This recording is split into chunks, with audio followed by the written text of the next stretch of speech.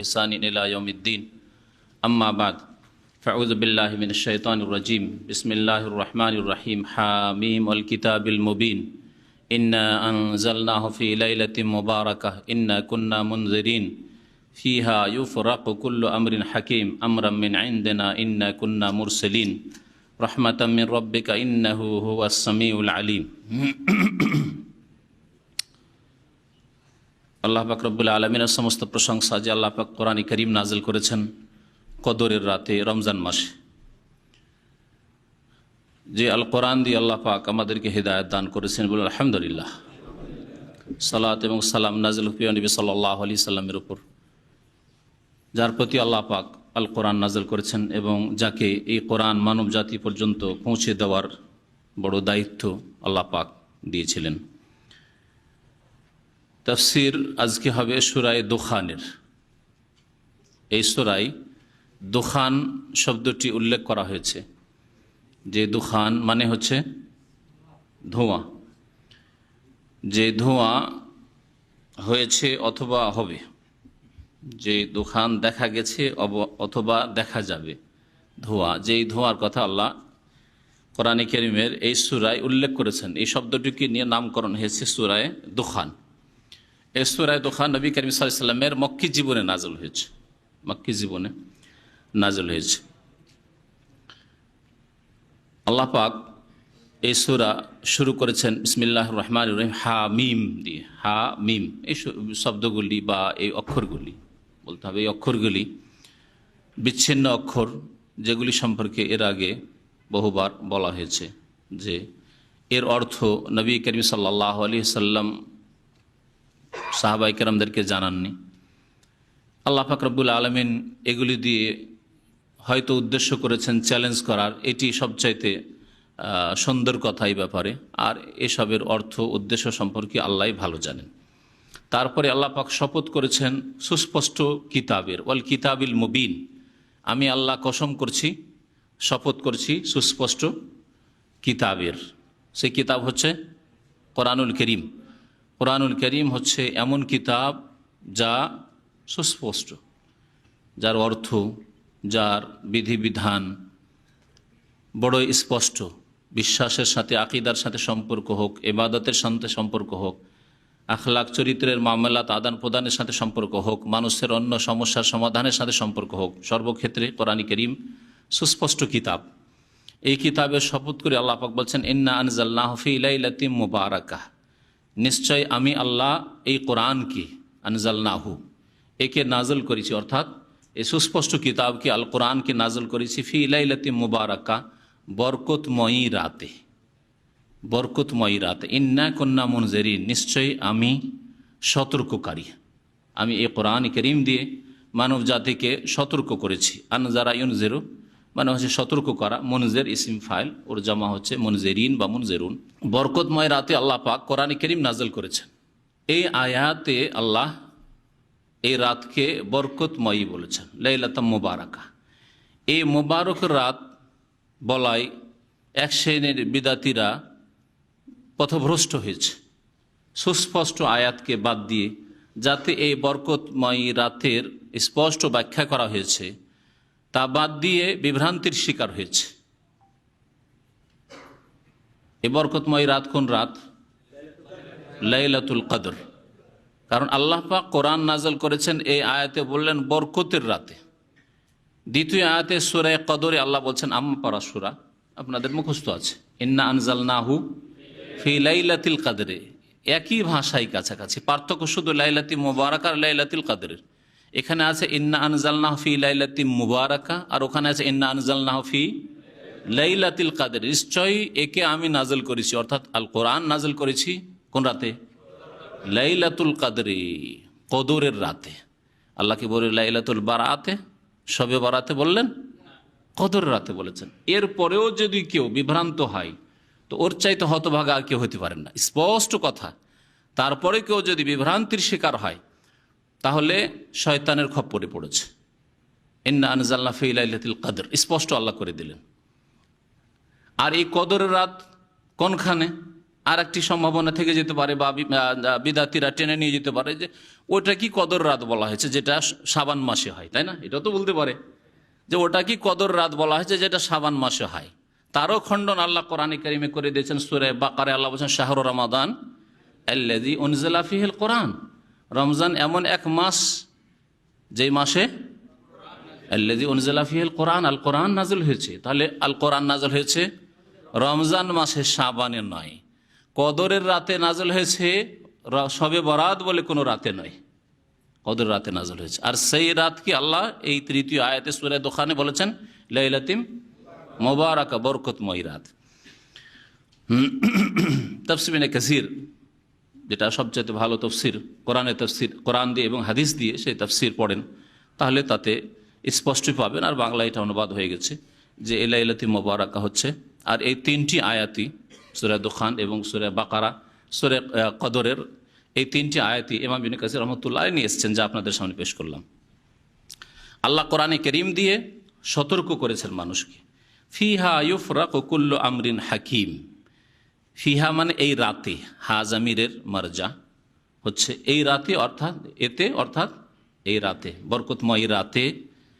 ইউফরাকু কুল্লু আমরিন হাকিম, সিদ্ধান্ত নেওয়া হয় বা স্থির করা হয় বলতে হয়। ইউফরাক, ফারাকা ইয়াফরাকু মানে ফয়সালা করা হয়, স্থির করা হয়। কুল্লু আমরিন হাকিম, প্রত্যেক প্রজ্ঞাপূর্ণ কাজের। আমর মানে কাজ, আমরের দুটি অর্থ হয়, এর আগে বলেছি। তাফসীর করতে কাজ হয় আমর মানে, আর আমর মানে আদেশ নির্দেশে হয়। আমরের জমা অমুর, ওর মানে কাজ। ওয়াইলাল্লাহি তুরজাউল অমুর, সমস্ত কাজ কর্ম আল্লাহর কাছে ফিরে যাবে, অমুর। আর যখন আদেশের অর্থ হবে তখন আমরের বহু বচন হয় আওয়ামের। অনেকগুলি আদেশ যদি আসে, নির্দেশাবলী, তাহলে বলা হয় আওয়ামের। আজকাল এই শব্দটি ব্যবহার করে থাকে আরবি ভাষায়। তো এই রাতে স্থির করা হয় প্রত্যেক প্রজ্ঞাপূর্ণ হিকমতের কাজের। আল্লাহ পাকের পক্ষ থেকে এই রাতে ফয়সালা হয় কাজের। আর আল্লাহর কাজগুলি, আল্লাহর কথাগুলি, আল্লাহর সৃষ্টিগত কাজ, আল্লাহ পাকের শরীয়তের কাজ, শরীয়তের বিধান সবগুলি হচ্ছে হেকমতপূর্ণ, প্রজ্ঞাপূর্ণ। তাতে হেকমত রয়েছে। আল্লাহ যা কিছু পৃথিবীতে করছেন সৃষ্টি, তাতে হেকমত রয়েছে। আল্লাহ পাক যা আদেশ নিষেধ করেছেন তাতে রয়েছে হেকমত। ফিহা ইউফরাকু কুল্লু আমরিন হাকিম। তাহলে এই আয়াত বা তার আগের আয়াত দিয়ে স্পষ্ট হয় যে ভাগ্য রজনী যদি বলতে হয় তো কোন রাতকে বলতে হবে? লাইলাতুল কাদারকে, কদরের রাতকে। কারণ আল্লাহ বলছেন এই রাতে প্রত্যেক হিকমতের কাজের স্থির করা হয় বা কাজের সিদ্ধান্ত নেওয়া হয়। আল্লাহ পাক রব্বুল আলামিন প্রথম কথা কোরআনে কারীম বরকতময় রাতে নাজেল করেছেন। এই নাজেল করেছেন, এর অর্থ কি? আল্লাহ কি একসাথে কোরআনে কারীম নাজেল করেছেন না 23 বছরে নাজেল করেছেন? 40 বছর বয়সে নবী সাল্লাল্লাহু আলাইহি ওয়াসাল্লামের যখন 40 বছর বয়স তখন কোরআন নাজেল হওয়া শুরু হয়েছে। আর 63 বছর বয়সে ইন্তেকাল হচ্ছে, তার পূর্বে সমাপ্ত হয়েছে। শুরু হয়েছে ইকরা বিসমি রাব্বিকাল্লাযী খালাক দিয়ে, আর শেষ হয়েছে তাফসীরকারদের নিকটে ওয়াত্তাকু ইয়াওমান তুরজাউনা ফীহি ইলাল্লাহ সুম্মা তুওয়াফা কুল্লু নাফসিন মা কাসাবাত ওয়া হুম লা ইউযলামুন। এই দিয়ে শেষ হয়েছে 23 বছরে। তাহলে বরকতময় রাতে কোরআন নাযিল হয়েছে, এর অর্থ কি? এর অর্থ হচ্ছে দুইটির যে কোনো একটি অর্থ হতে পারে। প্রথম অর্থ হচ্ছে যে আল্লাহ পাক লৌহে মাহফুজ থেকে, সুরক্ষিত ফলক থেকে, যাতে আল্লাহ পাক তকদির লিখে রেখেছেন, যাতে কোরআনে কারীম লিখিত রয়েছে, সেখান থেকে আল্লাহর কালাম কোরআনে কারীমকে প্রথম আকাশের বাইতুল ইজ্জাতে নাযিল করেছেন। এটা ছিল এই বরকতময় রাত, অর্থাৎ কদরের রাত, যা ছিল রমজানে। আর সেখান থেকে ফেরেশতা তখন জিবরাইল আলাইহিস সালাম নবী করিম সাল্লাল্লাহু আলাইহি ওয়াসাল্লামের কাছে যখন যেই রকমের প্রয়োজন হয়েছে, যখন যেমন আল্লাহর আদেশ হয়েছে এই আয়াত, এই সূরাগুলি নিয়ে যাও, তখন নবী করিম সাল্লাল্লাহু আলাইহি ওয়াসাল্লামের কাছে নিয়ে এসেছেন ফেরেশতা 23 বছরে। এটা হচ্ছে কোরআন কারীম নাযিল করা মানে 7 আসমানের উপর থেকে, লৌহে মাহফুজ থেকে প্রথম আসমানে নাযিল করা। ইন্না আনজালনা ফি লাইলাতিল কদরি বা ফি লাইলাতিন মুবারাকার অর্থ। দ্বিতীয় অর্থ হচ্ছে যে আল্লাহ পাক রব্বুল আলামিন প্রথম যে কোরআনের ওহী শুরু করেছেন নবী করিম সাল্লাল্লাহু আলাইহি ওয়াসাল্লামের উপর, সেটা ছিল কদরের রাত। হেরা পাহাড়ের গুহায় প্রথম যখন ইকরা বিসমির ওহী হয়, সেটা ছিল রমজান মাস, সেটা ছিল কদরের রাত, সেটা ছিল বরকতময় রাত। তাহলে শুরু হওয়ার অর্থ ইন্না আনজালনাহু মানে আমি নাযিল করা শুরু করেছি, এই অর্থ নেওয়া যেতে পারে এবং দুটি অর্থ আপন জায়গায় ঠিক রয়েছে। আমরাম মিন ইনদিনা, আল্লাহ বলছেন এ হচ্ছে আমার পক্ষ থেকে নির্দেশ, আল্লাহ পাকের নির্দেশ।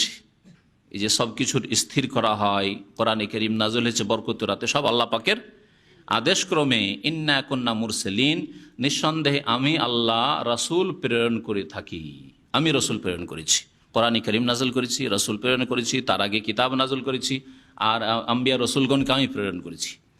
রাহমাতাম মির রাব্বিক, এই রাসূল আল্লাহ পাক কেন প্রেরণ করেন? বলছেন হে নবী, তোমার রবের পক্ষ থেকে এটা দয়া স্বরূপ, রহমত স্বরূপ। আল্লাহর যদি দয়া না হইতো মানব জাতির ওপর, তো আল্লাহ রাসূল প্রেরণ করতেন না, পাঠাতেন না। আল্লাহর যদি দয়া রহমত না হইতো তাহলে আল কোরআন নাজিল করতেন না।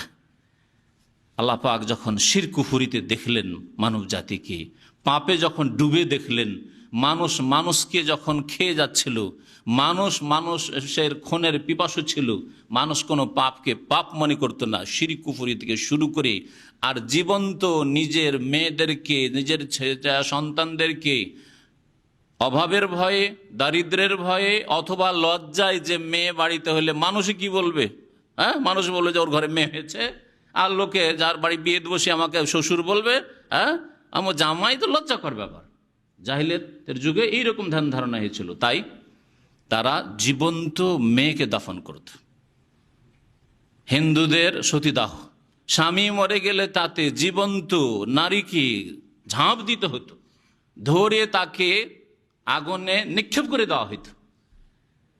এইরকম বর্বরতা থেকে আল্লাহ পাক তাঁর খাস দয়ায় মানব জাতিকে উদ্ধার করার জন্য আল কোরআন নাজিল করলেন, রাসূল প্রেরণ করলেন।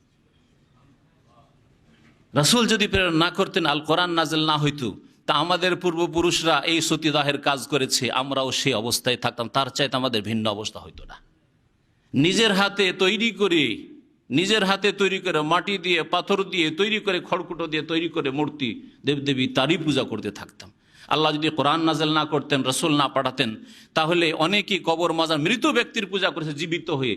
তার শরীরে তো কিছু শক্তি আছে, আর যে মারা গেছে তার শরীরে কিছুই নাই, পচে সরে কোথায় চলে গেছে, সেই মাটির পূজা, কবরের পূজা করছে, সেই অবস্থায় আমাদের থাকতো। আল্লাহ পাক বলছেন রাহমাতাম মির রাব্বিক, হে নবী, তোমার রবের পক্ষ থেকে এটা আল্লাহর রহমত, আল্লাহর দয়া। মানব জাতিকে দেখে আল্লাহর দয়া হইল। এই অবস্থায় যদি থেকে যায় তো এসব তো জাহান্নামের ইন্ধন হয়ে যাবে, কেউ তো জান্নাতে যেতে পারবে না। আল্লাহ পাক অসংখ্য মানুষকে জাহান্নাম থেকে রক্ষা করলেন কোরআনে কারীম নাজিল করে আর রাসূল পাঠিয়ে। ইন্নাহু হুয়াস সামিউল আলিম, নিশ্চয় আল্লাহ পাক সব কিছুই শোনেন, আলিম, সব কিছুই জানেন, সর্বশ্রোতা এবং সর্বজ্ঞ। আল্লাহ পাক রব্বুল আলামিন এই কদরের রাতের বড় ফজিলত রেখেছেন। এই ফজিলতগুলি আপনাদের রমজান মাসে শুনেছেন, বা রমজান সংক্রান্ত যেগুলি আলোচনা হয়েছে তাতে শুনেছেন। তার মধ্যে কদর রাতের একটি ফজিলত হচ্ছে যে আল্লাহ পাক এই কদর রাতে আল কোরআন নাজিল করেছেন। এইটাই তার ফজিলতের জন্য যথেষ্ট। এটা কি যেমন তেমন ফজিলত যে এই কদর রাতে আল্লাহ কোরআন নাজিল করেছেন। আর এই রাতের ফজিলত হচ্ছে, এটা তো সবাই জানে, লাইলাতুল কদর খায়রুম মিন আলফি শাহর, কদরের রাত হাজার, কদরের রাতের নফল ইবাদত হচ্ছে 1000 মাস অপেক্ষা উত্তম। হ্যাঁ, এমন 1000 মাস যে মাসে কদর না, কদর ছাড়া, এটাও জানা আছে, সবারই জানা আছে। আর কিছু, এই রাতের ফজিলত হচ্ছে যে এই রাত ছাড়া অন্য কোন রাতেই অসংখ্য ফেরেশতা, এমনকি জিবরাইল আলাইহিস সালাম দল বেঁধে অসংখ্য ফেরেশতা নিয়ে জমিনে ভ্রমণ করেন এই একমাত্র রাতে, কদর রাতে। তানাজ্জালুল মালায়েকাতু ওয়ার রূহ, অসংখ্য ফেরেশতা নেমে আসেন। আর ফেরেশতা নেমে আসা মানে আল্লাহর রহমত আসা, আল্লাহ পাকের দয়ার ভান্ডার খুলে দেওয়া। আর যিনি রাইসুল মালায়েকা, ফেরেশতাদের চিফ, তিনি পর্যন্ত আসেন আল্লাহর হুকুমে। তানাজ্জালুল মালায়েকাতু ওয়ার রূহ। এছাড়াও বহু ফজিলত এই কদর রাতে রয়েছে, নবী করিম সাল্লাল্লাহু আলাইহি ওয়াসাল্লামের হাদিস দ্বারা প্রমাণিত। আল্লাহ পাক যেন আমাদের কদর রাত পাওয়ার তৌফিক দান করেন, এবং তাতে বহু কদর রাত আল্লাহ যেন আমাদের জীবনে দান করেন, এবং আল্লাহ পাক তাতে আমাদের সুস্থ রাখেন, আর তাতে নেক আমলে আল্লাহ পাক তৌফিক দান করেন। আল্লাহ পাক আমাদের ব্যালেন্স, নেকির ব্যালেন্স বাড়াবার তৌফিক দান করেন, গুনাহ থেকে মুক্ত হওয়ার তৌফিক দান করেন। আল্লাহ পাক তারপরে ইরশাদ করেছেন যে আল্লাহ সবকিছু শোনেন, সবকিছু জানেন, তিনি কোরআন নাজিল করেছেন, তিনি রাসূল পাঠিয়েছেন, তিনি সবকিছুর স্থির করেন, তিনি হচ্ছেন রব্বিস সামাওয়াতি ওয়াল আরদ, আসমান সমূহ এবং জমিনের প্রতিপালক। ওমা বাইনাহুম, আর যা কিছু আসমান জমিনের মাঝে রয়েছে সব কিছুর পালনকর্তা তিনি। ইন কুনতুম মুকিনিন, যদি তোমরা বিশ্বাস করো তাহলে এটি হচ্ছে তোমাদের সঠিক বিশ্বাস। আসমান জমিনের যিনি রব, যিনি আসমান জমিনের মাঝে যা কিছু রয়েছে তার রব, তিনি তোমাদের রব। সুতরাং তার ইবাদত বন্দেগীর জন্য তোমাদেরকে সৃষ্টি করা হয়েছে, এর প্রতি তোমরা ইয়াকিন করো, দৃঢ় বিশ্বাস করো। লা ইলাহা ইল্লাহু, আল্লাহ পাক তৌহিদে রুবুবিয়তের কথা আগে উল্লেখ করলেন, যে আল্লাহ আসমানের রব, আসমান সৃষ্টি করেছেন, জমিন সৃষ্টি করেছেন, আসমান জমির মাঝে যত সৃষ্টিকুল রয়েছে সব কিছু সৃষ্টি করেছেন, তাকে ছেড়ে আর কারো পূজা করবে, আর কারো ইবাদত করবে, আর কারো সামনে সেজদা করবে, আর কারো কাছে দোয়া করবে, আর কারো কাছে কান্না করে ফরিয়াদ করবে, সন্তান চাইবে, রোগের আরোগ্য চাইবে, ওই মাজারে গিয়ে, কবরে গিয়ে, না মূর্তি দেবদেবীর কাছে? আল্লাহ বলছেন লা ইলাহা ইল্লাহু, তাওহীদে উলুহিয়াতুর কথা আল্লাহ পাক উল্লেখ করেছেন। কোনো এলাহ নেই, লা ইলাহ, কোনো এলাহ নেই, ইল্লাহু, একমাত্র তিনি ছাড়া, যিনি আসমান জমিনের প্রতিপালক, যিনি আসমান জমিনের মাঝে যা কিছুই রয়েছে তার সেসবের প্রতিপালক, পালনকর্তা, তিনি একমাত্র সত্য মাবুদ। ইয়হি, তিনি প্রাণ দান করেন, হায়াত দান করেন, ওয়ুমিত, এবং তিনি মৃত্যু দান করেন। সুতরাং আল্লাহ ছাড়া কেউ হায়াত দান করতে পারে না। তাহলে কি করে বাবা সন্তান দিতে পারে, ছেলে মেয়ে দিতে পারে? অমুক বাবার দরগাহে গেলে ছেলে পাওয়া যায়, মেয়ে পাওয়া যায়, এইসব আকিদা, এই কুফরি শিরকি আকিদা কোত্থেকে আসলো? বড় আফসোসের কথা যে এটা যদি অমুসলিমরা করত, এটা যদি পত্তলিকরা করত, এটা যদি খ্রিস্টানরা করত, এত কষ্ট লাগতো না, কারণ তারা কোরআনের প্রতি ঈমান নিয়ে আসেনি। কিন্তু যারা কোরআনকে চুমো দেয়, হ্যাঁ, কোরআনকে বুকে লাগায়, কিন্তু কোরআন শিখলো না, কোরআনের তাফসীর জানলো না, কোরআনের বাস্তবায়ন করলো না, কোরআনের মূল বিষয় যেটি তৌহিদ, আল্লাহর একত্ব, সেটা কি ভুলে গেছে। যে শিরকে উৎখাত করার জন্য নবী করিম সাল্লাল্লাহু আলাইহি ওয়াসাল্লাম আল কোরআন নিয়ে এসেছিলেন, সেই শিরক তাদের ঘরে ঘরে বাসা বেঁধে নিয়েছে। আর এই শিরকের অবস্থায় নামাজ রোজা করে আর দাড়ি রেখে আর মাদ্রাসা মসজিদ করে লাভটাই কি হবে? আল্লাহ পাক বলেছেন লাইন আশরাকতা লা ইয়াহবাতান্না আমালুক, শিরক করলে হে নবী তোমারও আমল ধ্বংস হয়ে যাবে। ওয়ালাউ আশরাকু লাহাবিতা আনহুম মা কানু ইয়ামালুন, 18 জন নবীর কথা আল্লাহ পাক সূরা আনামে উল্লেখ করার পর বলছেন তারাও যদি শিরক করত তাহলে তাদের সমস্ত আমল ধ্বংস হয়ে যেত। কোনো লাভ নেই, কোনো লাভ নেই। এই কবর মাজার পূজা করে আর তারপর নামাজ রোজা করা আর তারপর মসজিদ মাদ্রাসা করা আর তারপরে ইসলামের চর্চা করা, এইসব করে কোনো লাভ নেই। আল্লাহ পাক যেন মুসলিম জাতিকে বুঝার তৌফিক দান করেন এবং শিরক কুফরি খপ্পর থেকে আল্লাহ পাক, এই শয়তানের কবল থেকে আল্লাহ পাক যেন উদ্ধার করেন। আল্লাহ পাক ইরশাদ করেছেন যে রব্বুকুম ওয়া রব্বু আবাইকুমুল আউয়ালুন, তিনি হে মানুষ তোমাদের প্রতিপালক, ওয়া রব্বু আবাইকুমুল আউয়ালিন, আর তোমাদের পূর্বপুরুষ, যে পূর্ব যুগের পূর্বপুরুষরা, তাদেরও তিনি রব। আউয়ালিন মানে আগের, পূর্বের, আর আবাইকুম তোমাদের পিতৃপুরুষ, তোমাদের পিতৃপুরুষ যারা আগে চলে গেছে, পূর্বে চলে গেছে, তাদেরও তিনি রব। যেমন তোমাদের রব, তেমন তোমাদের পূর্বে যত মানুষ চলে গেছে তাদের রব আল্লাহ পাক রব্বুল আলামিন। বাল হুম ফি শাক্কিন ইয়ালাবুন, কিন্তু মানুষ, বাল মানে বরং মানুষের অবস্থা হচ্ছে যে তারা সংশয়ে, সন্দেহের খেলায় মত্ত রয়েছে, সন্দেহের খেলায় মত্ত রয়েছে। এখানে আল্লাহ পাক রব্বুল আলামিন এক ধরনের খেলার কথা উল্লেখ করেছেন, যেই খেলায় শয়তান মাতিয়ে দিয়েছে মানুষকে, সেটা হচ্ছে সন্দেহে পড়ে থাকা, সংশয়ে পড়ে থাকা, যার ফলে ঈমান নেই, আর ঈমান জন্মসূত্রে থাকলে কর্ম নেই। দ্বিতীয় রোগ হচ্ছে শাক্কের বিপরীত আর এক রোগ, সেটা হচ্ছে শাহওয়াতের রোগ, সেটা হচ্ছে মনের কামনা বাসনা পূরণ করার রোগ, ভোগবিলাস করার, অবৈধ বাধাহীন ভোগবিলাস করার রোগ মানুষের মধ্যে রয়েছে, এই স্বভাব রয়েছে। এই দুই রোগে শয়তান রোগাক্রান্ত করে দিয়ে এদেরকে জাহান্নামে নিয়ে যাবে। মানুষের হচ্ছে এই দুটি রোগ, শাহওয়াতের রোগ, কুপ্রবৃত্তির অনুসরণের রোগ, আর একটি হচ্ছে সন্দেহ সংশয়ের রোগ। আল্লাহ বলছেন বাল হুম ফি শাক্কিন ইয়ালাবুন, বরং তারা সন্দেহের খেলায় মত্ত রয়েছে। ফি শাক্কিন সন্দেহে নিমজ্জিত রয়েছে, ইয়ালাবুন আর সেই খেলায় তারা মেতে রয়েছে। সন্দেহের খেলা, 5 ওয়াক্ত নামাজ না পড়লে নাজাত পাবেন না, অথচ মুসলিম নামাজ পড়ছেন না কেন বলেন? নিশ্চয় সন্দেহ আছে। এগুলো হুজুরদের কথা।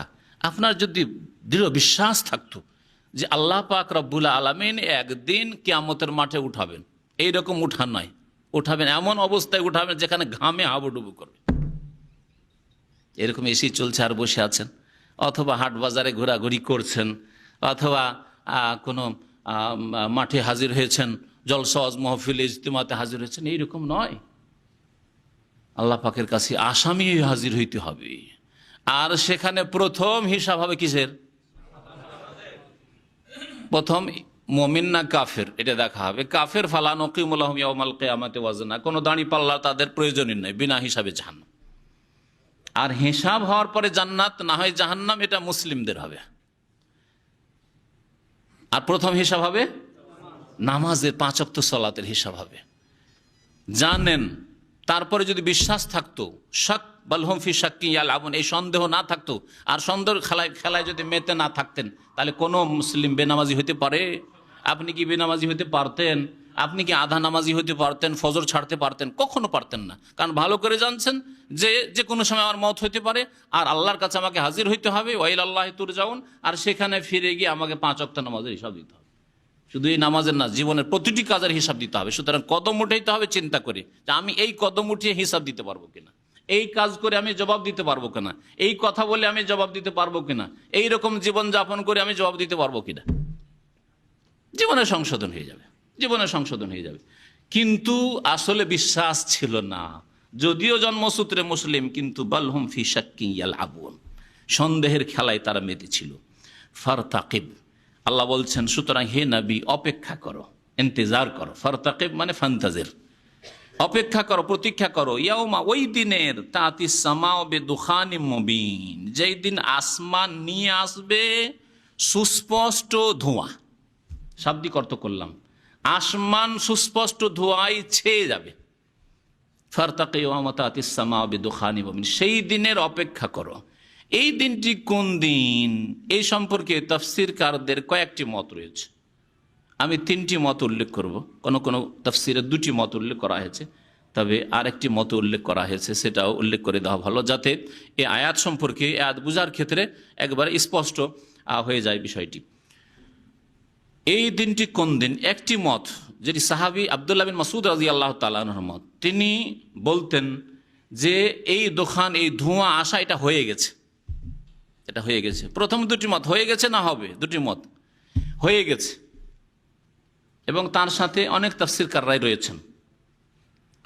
তিনি বলছেন যে এই আয়াতের এবং এর পরে প্রায় 16 নম্বর আয়াত পর্যন্ত, ইয়াউমা নাবতাশুল বাতশাতাল কুবরা ইন্না মুনতাকিমুন, এই আয়াত থেকে ফারতাকিব ইয়াউমা তাতিস সামা বিদুখানিম মুবিন, এই আয়াতটি হচ্ছে আয়াত নম্বর 10 সূরা দোখানের। এই আয়াত নম্বর 10 থেকে শুরু করে 16 নম্বর আয়াত পর্যন্ত এই আয়াতগুলি তাফসীর সম্পর্কে আব্দুল্লাহ বিন মাসউদ রাদিয়াল্লাহু তাআলা আনহু বলছেন যে এগুলি সব হয়ে গেছে। আর ঘটনা এই, তার মত হিসাবে এবং অন্যান্য তাফসীরকারদের মত হিসাবে, যে মক্কায় যখন নবী করিম সাল্লাল্লাহু আলাইহি ওয়াসাল্লাম ইসলামের দাওয়াত দিলেন, কিন্তু মক্কার কাফের কুরাইশরা অধিকাংশই অস্বীকার করল, নিরাশ হয়ে গেল নবী করিম সাল্লাল্লাহু আলাইহি ওয়াসাল্লাম তাদের দাওয়াত থেকে। এবং সাহাবায়ে কেরামরা যারা দুর্বল, আর অধিকাংশই তারা দুর্বল, সংখ্যার দিক থেকে দুর্বল, শক্তির দিক থেকে দুর্বল, আর্থিক দিক থেকে দুর্বল, দুর্বল লোকেরা প্রথম ইসলাম গ্রহণ করেছিল, তার জুলম, অত্যাচারের শিকার হলো এই কাফেরদের পক্ষ থেকে। নবী করিম সাল্লাল্লাহু আলাইহি সাল্লামকেও তারা ছেড়ে দিল না, কাফেররা জুলম অত্যাচার করার ক্ষেত্রে। নবী করিম সাল্লাল্লাহু আলাইহি সাল্লাম তখন বদদুয়া করেছিলেন, অভিশাপ দিয়েছিলেন মক্কার কাফের কুরাইশদেরকে, কাফেরদেরকে, আল্লাহুম্মা আইন্নি আলাইহিম বিসনিনা কাসনি ইউসুফ, আল্লাহ আমাদের সাহায্য করো এই মক্কার কাফেরদের ওপর দুর্ভিক্ষ দিয়ে, অনাবৃষ্টি দিয়ে, কাসনি ইউসুফ, যেমন ইউসুফ আলাইহিস সালামের জামানায় দুর্ভিক্ষ হয়েছিল। ইউসুফ আলাইহিস সালামের জামানার দুর্ভিক্ষের কথা সূরা ইউসুফে আল্লাহ পাক উল্লেখ করেছেন। কত বছর জানা আছে কারো? 7 বছর। 7 বছর। নবী করিম সাল্লাল্লাহু আলাইহি ওয়াসাল্লামের এই বদদুয়া কবুল হইল, এমন দুর্ভিক্ষ পড়ল মক্কায়, মক্কার আনাচে কানাচে, যে মক্কার লোকের কোনো খাবার ব্যবস্থা নেই, বৃষ্টি তো নেই, পানি তো নেই, কোনো খাদ্যের ব্যবস্থা নেই। এমনকি তারা পচা সড়া পুরনো হাড্ডি যেগুলি পড়ে আছে, কোনো কালে গোস্ত খেয়েছিল, হাড্ডিগুলি মাঠে ঘাটে পড়ছে, হাড্ডি পর্যন্ত খেয়েছে, চামড়া পর্যন্ত খেয়েছে, গাছের লতা পাতা সব কিছু খেয়েছে।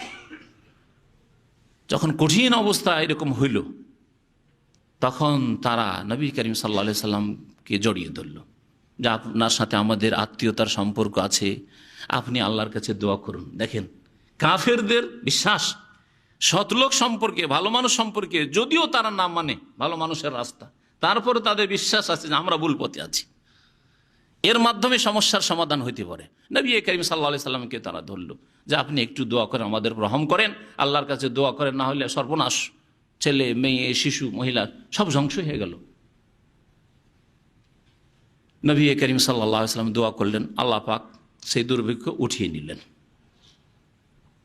তারপরে আল্লাহ পাক রব্বুল আলামিন আবার ইয়াউমা নাবতিশুল বাতশাতাল কুবরা, যে আয়াত নম্বর 16, আল্লাহ বল তোমাদেরকে কিছুদিন ছাড় দিলাম এই বালা মুসিবত উঠিয়ে নিয়ে, কিন্তু তোমাদেরকে বড় পাকড়াও আবার ধরবো।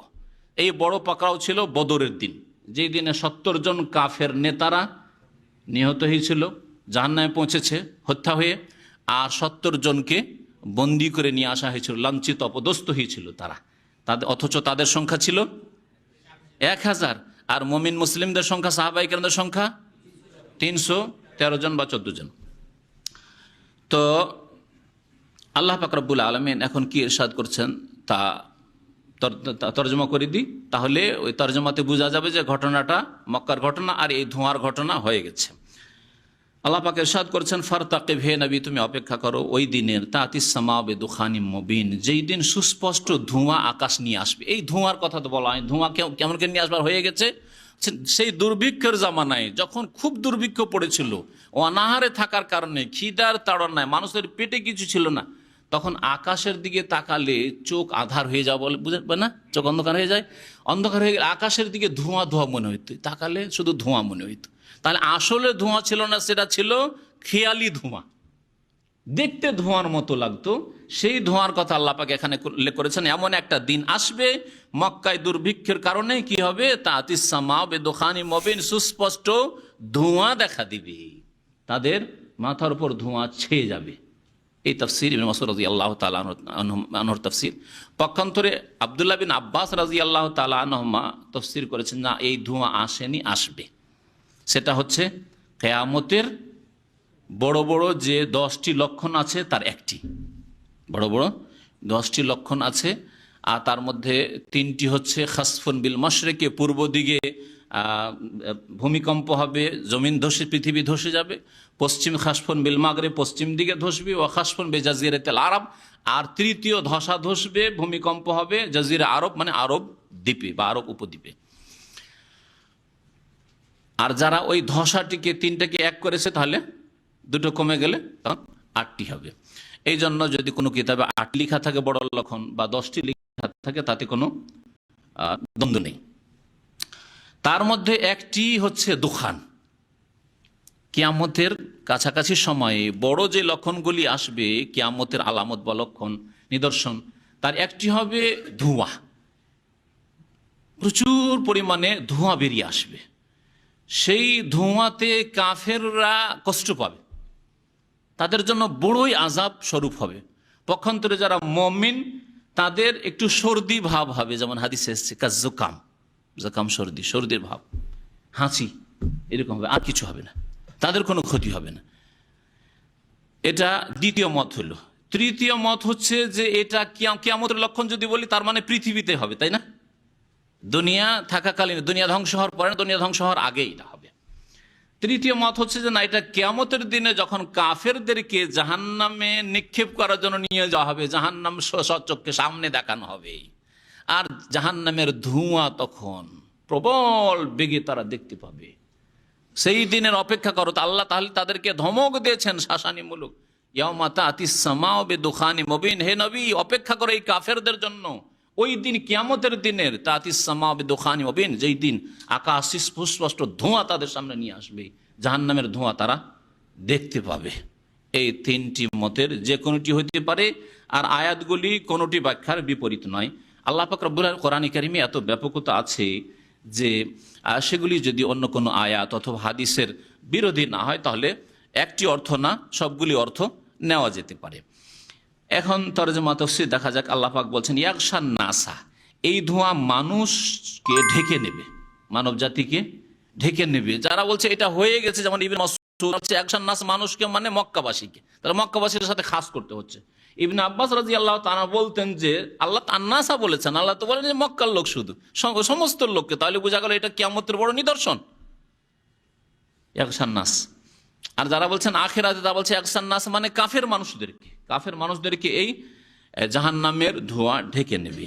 হাজা আযাবুন আলীম, এবং এটা তাদের জন্য বড়ই যন্ত্রণাদায়ক শাস্তি হবে। কাফেরদের জন্য যন্ত্রণাদায়ক শাস্তি, যেটা ধোঁয়া হয়ে গেছে, ধোঁয়ার মতো তারা দেখেছে দুর্ভিক্ষে, এটা ছিল তাদের জন্য বড় শাস্তি। আর কিয়ামতের পূর্বে যে বড় নিদর্শন হবে সেটাও বড় শাস্তি হবে। রব্বানা কশিফ আন্নাল আযাব, হে আমাদের রব, ইকশাফ আন্নাল আযাব, আমাদের থেকে আযাবকে উঠিয়ে নাও। কাশাফে একশাফ মানে উঠিয়ে নেওয়া, খুলে দেওয়া, আযাবকে উঠিয়ে নাও। মক্কার কাফেররা, ওই ব্যাখ্যা যদি মক্কার কাফেররা নবী সাল্লাল্লাহু আলাইহি ওয়াসাল্লামের কাছে এসে দরখাস্ত করেছিল, আমাদের থেকে তুমি দোয়া করো আল্লাহর কাছে আযাবটা যেন দূর হয়ে যায়, আমাদের বড়ই শাস্তি, বড়ই কষ্ট হচ্ছে, আর আমরা বাঁচছি না, সব ধ্বংস হয়ে যাব। আর বহু লোক তো এই দুর্ভিক্ষে মারাই গেছে। রব্বানা কশিফ আন্নাল আযাব। আর কিয়ামতের পূর্বে যে বড় নিদর্শন হবে তখন হতে পারে এটা, রব্বানা কশিফ আন্নাল আযাব, আল্লাহ এই অবস্থা দূর করে দাও, তওবা করে নেব, আল্লাহ আমাদেরকে সময় দাও, রব্বানা কশিফ আন্নাল আযাব, এই আযাব দূর করে দাও। এখন আমরা সংশোধন করবো, বুঝতে পেরেছি যে দুনিয়া ধ্বংস হয়ে যাবে, আর বেশি সময় নেই, আমরা তওবা করছি। কিয়ামতের পূর্ব মুহূর্তে লোকেরা, পাপীরা তওবা করবে। এই ক্ষেত্রে এই আয়াত প্রযোজ্য। আর যদি হাসরের মাঠে হয় জাহান্নাম দেখার পরে, তাহলে এর সমর্থনে আরো বহু আয়াত রয়েছে। যখন কিয়ামতের মাঠে, মওতের সময়, এই বিভিন্ন সময়গুলিতে কাফের আল্লাহর কাছে দরখাস্ত করবে যে আল্লাহ ফিরিয়ে দাও, রব্বের যেওন, আল্লাহ ফিরিয়ে দাও। মওতের সময় এই দরখাস্ত করবে। জাহান্নাম যখন দেখবে তখন দরখাস্ত করবে। কবরে যখন শাস্তি হবে আল্লাহর কাছে দরকার, আল্লাহ একবার ফিরিয়ে দাও, আল্লাহ যা ভুল করেছি আল্লাহ আর ভুল করব না, যা অন্যায় করেছি আল্লাহ আর অন্যায় করব না, সব কিছু দান খায়রাত করে দেবো, সারা জিন্দেগি নামাজ পড়বো, ভালো কাজ করবো, শিরক করবো না, কুফরি করবো না, আল্লাহ তোমাকে মানবো। রব্বানা কশিফ আন্নাল আযাব, এইভাবে তারা দোয়া করবে। ইন্না মুমিনুন, আমরা মুমিন হয়ে যাবো, আল্লাহ ইন্না মুমিনুন। আন্না লাহুমুয যিকরা ওয়া কাদ জাআহুম রাসূলুম মুবিন, আল্লাহ বলছেন তাদের উপদেশ আর কি কাজে আসবে? কিয়ামতের মাঠে চলে এসছো, এখন আর উপদেশ কি কাজে আসবে? অথবা কিয়ামত ঘনিয়ে চলে এসছে, কিয়ামতের বড় লক্ষণ দেখে ফেলেছে, আর এই উপদেশ কি কাজে আসবে? এই দুইটি ব্যাখ্যার ক্ষেত্রে এভাবে তরজমা বা ব্যাখ্যা করা যেতে পারে, তাফসীর করা যেতে পারে। আর যদি মক্কার কুরাইশদের ক্ষেত্রে এই আয়াত হয়, তাহলে বলতে আন্না লাহুমুয যিকরা, এদেরকে আর উপদেশ কাজে আসবে? এরা এত শক্ত হয়েছে কুফরির ওপর যে এরা উপদেশ নেবে না। আবু জাহাল উপদেশ নেবে না, আবু লাহাব, উতবা, শাইবা, রাবিয়া, এরা উপদেশ নেবে না। আন্না লাহুমুয যিকরা ওয়া কাদ জাআহুম রাসূলুম মুবিন, অথচ তাদের কাছে সুস্পষ্ট ভাষী রাসূল এসেছেন। এমন রাসূল এসেছেন যিনি মুবিন, সুস্পষ্ট কথা বলতে পারেন, স্পষ্টভাবে কথা মানুষের কাছে প্রকাশ করতে পারেন। এমন নয় যে অনেক বক্তা থাকে, অনেক বলার মানুষ থাকে, বলে কিন্তু তার কথাই বোঝা যায় না, বুঝলাম না, সেই জন্য জানতে পারলাম না, মানতে পারলাম না, এমন তো নয়। ওয়াকাদ জাআহুম রাসূলুম মুবিন, সুবহানাল্লাহ। সুম্মা তাওয়াল্লাউ আনহু, অতঃপর তারা তার থেকে মুখ ফিরিয়ে নিয়েছিল। নবী করিম সাল্লাল্লাহু আলাইহি ওয়াসাল্লামের দাওয়াত থেকে তারা বিমুখ হয়েছিল। ওয়া কালু, এবং এই কাফেররা বলেছিল, মুআল্লামুন মজনুন, এ মুহাম্মদ কে শিখানো হয়েছে গো, এ কি জানবে, এ তো ইয়াতিমা নিরক্ষর হয়ে তো বড় হয়েছে। মুআল্লামুন, একে কেউ শিখিয়ে পাঠিয়েছে, এগুলো একে শয়তানে শিখাচ্ছে, মন্তব্য করতো তারা। একে কোনো জাদুকরে শিখাচ্ছে, এগুলো সব জাদুর কাজ, কারবার। মুআল্লামুন, মুআল্লিম মানে যে শিখায়, আর মুআল্লাম ইসিম মাফুল। মুআল্লাম মানে যাকে শিখানো হয়েছে, একে শিখানো, একে পাঠ পড়িয়ে পাঠিয়েছে, একে শয়তানে পাঠ পড়িয়েছে, একে জাদুকররা পাঠ পড়িয়েছে। মুআল্লামুন মজনুন, আবার বলতো মজনুন এ পাগল, তাদের কথায় বৈপরীত্য নাই। এতেই বোঝা যাচ্ছে যে বাতিলপন্থী এরা। পাগল আবার কে শিখানো সম্ভব? বলেন দেখি, পাগলকে শেখানো সম্ভব? অসম্ভব কথা। দুনিয়ার সকল মানুষকে শিখাতে পারেন, পাগলকে কিছু শিখাতে পারবেন না। পাগলকে যতই বলেন, যতই পায়খানা খেও না, পেশাব খেও না, ন্যাংটা হইও না, শুনবে নাকি? তার নবীকে তারা পাগলও বলতো, আবার বলতো একে শিখানো হয়েছে, পাঠ পড়ানো হয়েছে। কথাতে কত বৈপরীত দ্বন্দ্ব তাদের, তার মানে তারা বাতিলপন্থী। আল্লাহ বলছেন ইন্না কাশিফুল আযাবি কালিলান, নিশ্চয় আমি আযাবকে দূর করে দেব, সরিয়ে দেব সামান্য সময়ের জন্য। কালিলান, কিছু সময়ের জন্য আযাব দূর করে দেব। মক্কার ঘটনা হলে আল্লাহর কাছে নবী করিম সাল্লাল্লাহু আলাইহি ওয়াসাল্লাম দোয়া করলেন, আল্লাহ আমার কম বড় কঠিন অবস্থায় পড়েছে, তাদের জন্য বদদোয়া করেছিলাম, তাদের এই আযাবকে সরিয়ে দাও। আল্লাহ বলছে ইন্নাকা কাশিফুল আযাব কালিলান, এই আযাব আমি কিছুক্ষণের জন্য দূর করে দেব, কিন্তু এরা হেদায়েত হবে না। ইন্নাকুম আয়দুন, আবার এরা ফিরে আসবে, এরা পাপে কুফরিতে আবার অন্যায়ে তোমার শত্রুতায় আমার দিনের শত্রুতায় আবার ফিরে আসবে। আর যদি আখেরাতের কথা হয় অথবা কিয়ামতের পূর্ব মুহূর্তে বড় লক্ষণের কথা হয়, তাহলে বলবেন যে ইন্না কাশিফুল আযাবে কালিলান, আমি এই আযাব যদি দূরও করে দিই আর এদেরকে যদি সময় সুযোগ আরও অবসর দিয়ে দিই, তারপরে আবার এই পাপের দিকে ফিরে আসবে। যে কোনো মানুষকে মতের সময় যে আল্লাহর কাছে দরখাস্ত করে আবার যদি ফিরিয়ে পাঠিয়ে দেয়, আবার ভোগবিলাস শুরু করবে, আবার পাপ শুরু করবে, ভুলে যাবে।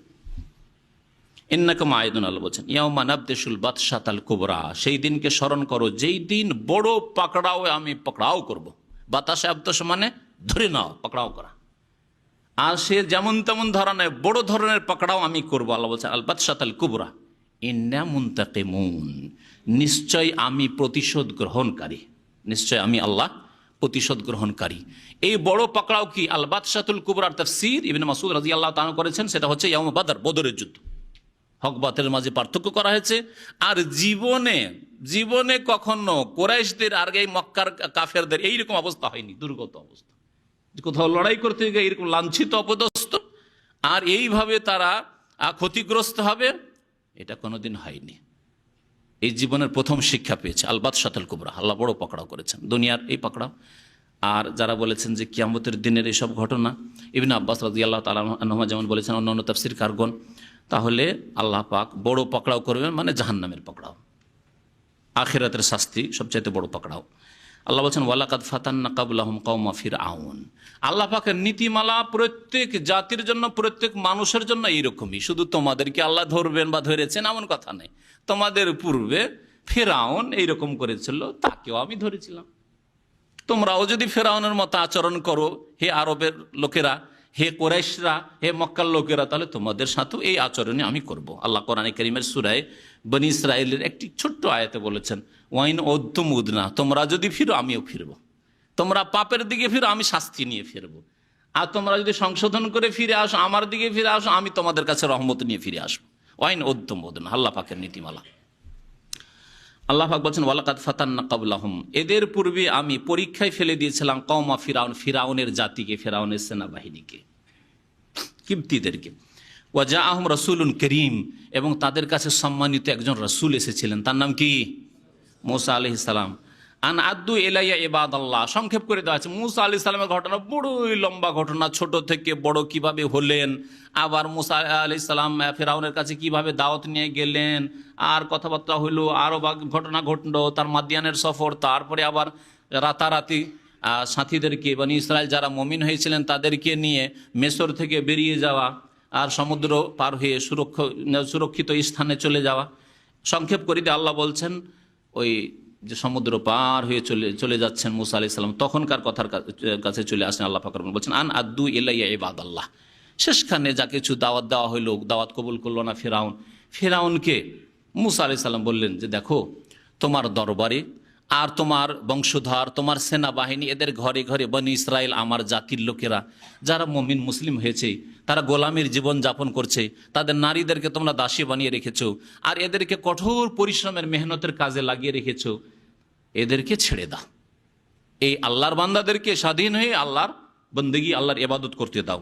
আল্লাহ পাক রব্বুল আলামিন এরশাদ করছেন মূসা আলাইহিস সালামের ঘটনায়, যে মূসা আলাইহিস সালাম ফিরআউনের কাছে যখন দেখলেন যে ফিরআউন ঈমান নিয়ে আসবে না, বললেন যে যারা তোমার দরবারে হাজার হাজার বা তোমার বংশধর, তোমার সেনাবাহিনী এদের ঘরে ঘরে গোলামি করছে বনী ইসরায়েলদের, তারা মুমিন মুসলিম, তাদেরকে ছেড়ে দাও, এদেরকে মুক্ত করে দাও, আমার জাতি, এদেরকে নিয়ে আমি আমার কাজ করি। এ কথা আল্লাহ উল্লেখ করেছেন ওয়াজাআহুম রাসূলুন করিম, সম্মানিত একজন রাসূল আসলেন অর্থাৎ মূসা আলাইহিস সালাম, আর বললেন আন আদ্দু ইলাইয়া ইবাদাল্লাহ, ফিরআউনকে বললেন যে আল্লাহর বান্দাদেরকে আমার অর্পণ করে দাও, আল্লাহর বান্দাদেরকে আমার উদ্দেশ্যে অর্পণ করে দাও, আদ্দু মানে আমাকে সঁপে দাও, আমার হাওয়ালা করে দাও। ইন্নী লাকুম রাসূলুন আমিন, আমি তোমাদের জন্য বিশ্বস্ত রাসূল হিসাবে আগমন করেছি। ওয়া আল্লা তাআলু আলাল্লাহ, এবং ইসলামের দাওয়াত দিলেন, আল্লাহর সামনে অধ্যত্ব প্রকাশ করি না, অধ্যত্ব দেখাইও না। ও আল্লাহ তালু আল্লাহ, তালু তালা মানে বড় হওয়া, নিজেকে বড় মনে করা। আল্লাহর সামনে নিজেকে বড় মনে করিও না। এই বলে দাওয়াত দিলেন মুসা আলাইহিস সালাম ফেরাউনকে, ইন্নী আতিকুম বিসুলতানি মুবিন, আমি তোমাদের কাছে বা আপনাদের কাছে বিসুলতানি মুবিন, সুস্পষ্ট দলিল প্রমাণ নিয়ে এসেছি, অর্থাৎ মোজেজা নিয়ে এসেছি। মুসা আলাইহিস সালাম বেশ কিছু মোজেজা নিয়ে এসেছিলেন। সেগুলির সংখ্যা কতটি ছিল?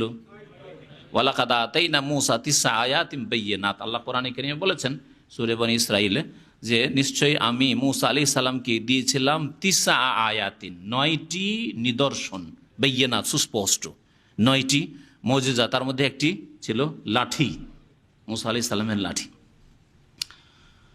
আল্লাহ তারপরে বলছেন যে মুসা আলাইহিস সালাম যখন দেখলেন যে ফিরআউন ইসলাম তো কবুল করবে না, ঈমান নিয়ে আসবে না, আর এদেরকে ছাড়তেও চায় না, তাহলে রাতারাতি এদেরকে নিয়ে আমাকে পালাইতে হবে। বনি ইসরায়েল যারা মুসলিম হয়েছে তাদেরকে বাড়ি থেকে ছাড়বে না, কারণ এরা তাহলে দাস দাসী পাবে কোথায়? হাজার হাজার লাখ লাখ দাস দাসী হারিয়ে ফেলবেন। না না না না, ছাড়বো না এদেরকে। তো রাতারাতি তাদেরকে জানিয়ে দেওয়া হলো যে আজকের রাত্রে আমরা গভীর রাতে সব বেরিয়ে পড়বো, বনি ইসরায়েলদেরকে জানিয়ে দেওয়া হলো। তার মাঝে মুসা আলাইহিস সালামকে মারার ষড়যন্ত্র করা হলো। তখন মুসা আলাইহিস আল্লাহ পাকের কাছে দোয়া করলেন, ওয়াইন্নী উযতু বিরব্বি ওয়া রাব্বিকুম আন তারজুমুন, আমি আশ্রয় গ্রহণ করছি আমার রবের নিকট, ওয়া রাব্বিকুম আর তোমাদের রবের নিকট, আন তারজুমুন যে আমাকে পাথর মেরে তোমরা সংসার করে দেবে, হত্যা করে দেবে, এর থেকেই যাতে করে আমাকে হত্যা তোমরা না করতে পারো। আল্লাহর শরণ নিচ্ছি, আল্লাহর কাছে আশ্রয় গ্রহণ করছি। ওয়াইল্লাম তুমিনু লি ফাতাজিলুন, আর একান্তই যদি তোমরা ঈমান না নিয়ে আসো, বিশ্বাস না করো, ফাতাজিলুন আমার থেকে তোমরা দূরে সরে যাও। এখানে মুসা আলাইহিস সালাম তাদের কাছে 3টি প্রস্তাব পেশ করলেন। প্রথমটি ছিল ঈমানের প্রস্তাব, ঈমান নিয়ে আসো। ওয়া আল্লাহ তাআলু আলাল্লাহ ইন্নী আতিকুম বিসুলতানি মুবিন, আল্লাহর সামনে নিজেকে বড় বলে প্রকাশ করিও না, বরং আল্লাহ তোমার মাবুদ আমাদেরও মাবুদ, সুতরাং ফিরআউন ঈমান নিয়ে আসো, আর তোমার সেনাবাহিনীর দলকে বলো আল্লাহর প্রতি ঈমান নিয়ে আসুক। ঈমানের প্রস্তাব যখন তারা অস্বীকার করলো, তখন তিনি বললেন যে যদি ঈমান না নিয়ে আসো তাহলে কমপক্ষে আমাকে তোমাদের অনিষ্ট থেকে বাঁচিয়ে রাখো, আমাকে হত্যা করার চেষ্টা করিও না, আমাদের বিরুদ্ধে ষড়যন্ত্র করিও না। এ হচ্ছে দ্বিতীয় প্রস্তাব। আর তৃতীয় প্রস্তাব ছিল যে আমি এদেরকে নিয়ে চলে যাই সুরক্ষিত স্থানে। তাই আল্লাহ পাক বলছেন ফাদা রব্বাহু আন্না হাউলাই কওমুন মুজরিমুন। আল্লাহ পাক সংক্ষেপ করে দিয়েছেন। আল্লাহ পাক বলছেন যে মুসা আলাইহিস সালাম যখন নিরাশ হয়ে গেলেন যে ফিরআউন ঈমান নিয়ে আসবে না, তখন আল্লাহর কাছে দোয়া করলেন, বদদোয়া ফিরআউন এবং ফিরআউনের অনুসারীদের জন্য। ফাদা রব্বাহু, মুসা আলাইহিস সালাম দোয়া করলেন তার রবের কাছে, আন্না হাউলাই কওমুন মুজরিমুন, হে আল্লাহ এই জাতি হচ্ছে বড়ই অপরাধী জাতি। আন্না হাওলা এই লোকেরা কওমুন মুজরিমুন, এরা অপরাধী জাতি। কত সংক্ষেপের দোয়া! এই জন্য লম্বা লম্বা একটা একটা করে দোয়া করা এটা আম্বিয়াদের তরিকা নয়। সংক্ষেপে কথা বলেন যাতে অনেক কথা থাকে। এতে নিজের অবস্থা প্রকাশ করা হইল যে আল্লাহ এরা অপরাধী জাতি, তাদের কাছে আমি ঈমানের দাওয়াত নিয়ে এসেছি কিন্তু কবুল করলো না, এখন তুমি তোমার কাজ করো। মুসা আলাইহিস সালাম যখন মাদিয়ানে গিয়েছিলেন আর কয়েকদিন ধরে অনাহারের সফর, সেখানে গিয়েও বড়ই সংক্ষেপে দোয়া করেছেন, রব্বে ইন্নী লিমা আনজালতা ইলাইয়া মিন খাইরিন ফাকির। আল্লাহ রব্বে ইন্নী লিমা আনজালতা ইলাইয়া, যা কিছু আমার ভাগ্যে নাজেল করেছে তুমি আকাশ থেকে রিজিক, ফাকির তার আমি মুখাপেক্ষী হয়েছি, তার প্রয়োজন হয়েছে। আল্লাহ সুবহানাল্লাহ, কারো কাছে ভিক্ষাও চাইলেন না, কারো কাছে সাহায্যও চাইলেন না, আর কাউকে নিজের অবস্থাও প্রকাশ করলেন না, বরং তাদের যে পানি, ওই যে 2 মেয়ে ছিল তাদের পানি উঠিয়ে দিলেন বালতিতে করে কূপ থেকে, আর তাদের বকরিকে পানি পান করালেন। তারপর তাদের কাছে পারিশ্রমিকও চাইলেন না, কিছুই বললেন না, নিজের অবস্থা যে আমি এই দুর্গত অবস্থা আছি কিছু না বলে ফাল্লাম্মা তাওয়াল্লা ইল্লা দিলে ছায়ায় এসে বিশ্রাম নিচ্ছেন। আর বলছে সেই অনাহারে কয়েকদিনের, তাফসীরকার মধ্যে 7 দিনের অনাহার। আল্লাহর কাছে বলছেন শুধু এতটুকু দোয়া, রব্বে হে রব ইন্নী লিমা আনজালতা ইলাইয়া, আমার ভাগ্যে যে তুমি নাজিল করেছো মিন খাইরিন কল্যাণ রিজিক, ফকির তার আমি ফকির হয়েছি, মোহতাজ হয়েছি, মুখাপেক্ষী হয়েছি। আল্লাহ আমার দরকার এখন। সুবহানাল্লাহ, আল্লাহ পাক খাবার ব্যবস্থা করলেন, থাকার ব্যবস্থা করে দিলেন। হ্যাঁ, তারপরে ঘটনা কোরআনে কারীমে রয়েছে। আল্লাহ পাক রব্বুল আলামিন ইরশাদ করছেন যে দোয়া যখন করলেন মুসা আলাইহিস সালাম আল্লাহ পাকের কাছে যে এরা অপরাধী জাতি, ফেরাউনের অনুসারীরা, এরা ঈমান নিয়ে আসবে না, আল্লাহর হুকুম হলো ফাসরে বিইবাদি লাইলান, হে মুসা তুমি রাতারাতি আমার বান্দাদেরকে নিয়ে এখান থেকে বেরিয়ে পড়ো। আসরা ইউসরি মানে রাত্রে ভ্রমণ করা, রাত্রে বেরিয়ে পড়ো। সুবহানাল্লাযী আসরা বিআবদিহি লাইলান, আল্লাহ বলছেন, তাই না? ইসরা মেরাজের ঘটনায় পাক পবিত্র সেই সত্তা যিনি রাতারাতি তার বান্দা মুহাম্মদ সাল্লাল্লাহু আলাইহি সাল্লামকে ভ্রমণ করিয়েছেন, নিয়ে গেছেন। ফাসরে বিইবাদি, আমার বান্দাদেরকে অর্থাৎ বনি ইসরাইল যারা মুমিন মুসলিম তাদেরকে রাতারাতি নিয়ে চলো। ইন্নাকুম মুত্তাবাউন, তোমাদের পিছু ধাওয়া করা হবে।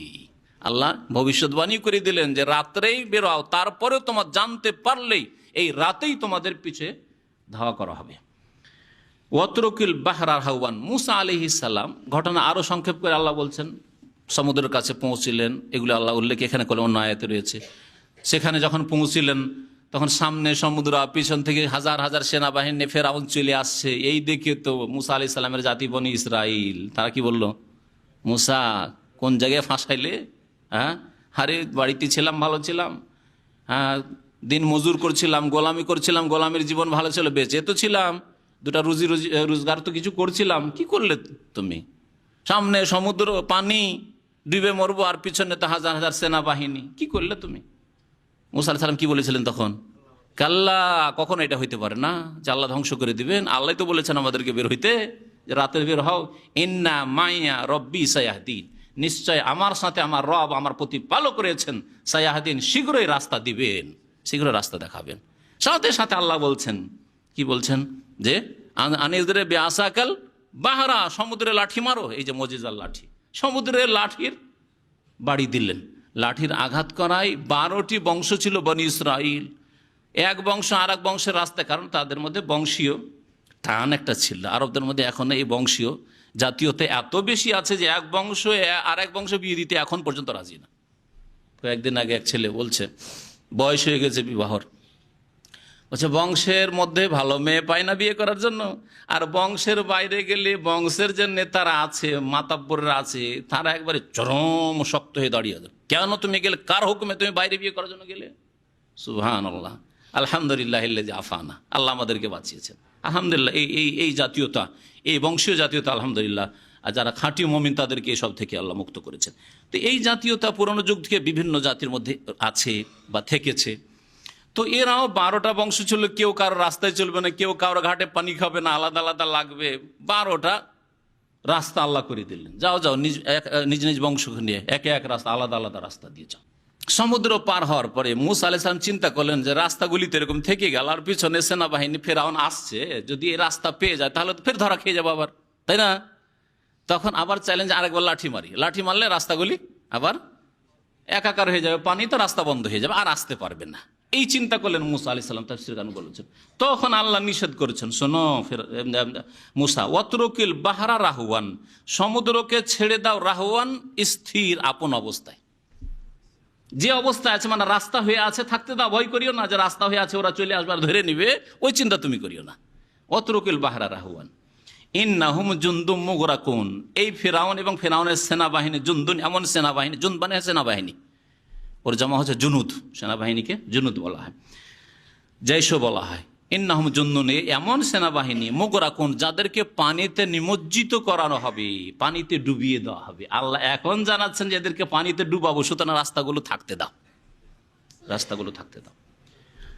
আল্লাহ পাক তারপরে এত সুন্দর চিত্র তুলে ধরেছেন যেটা ফেরাউনের সাথেও ফিট হবে, আর ফেরাউনের মতো জালেম, কাফের, বদমাইশ যত কিয়ামত পর্যন্ত আসবে সকল জাতি, সকল ব্যক্তির ওপর ফিট হবে।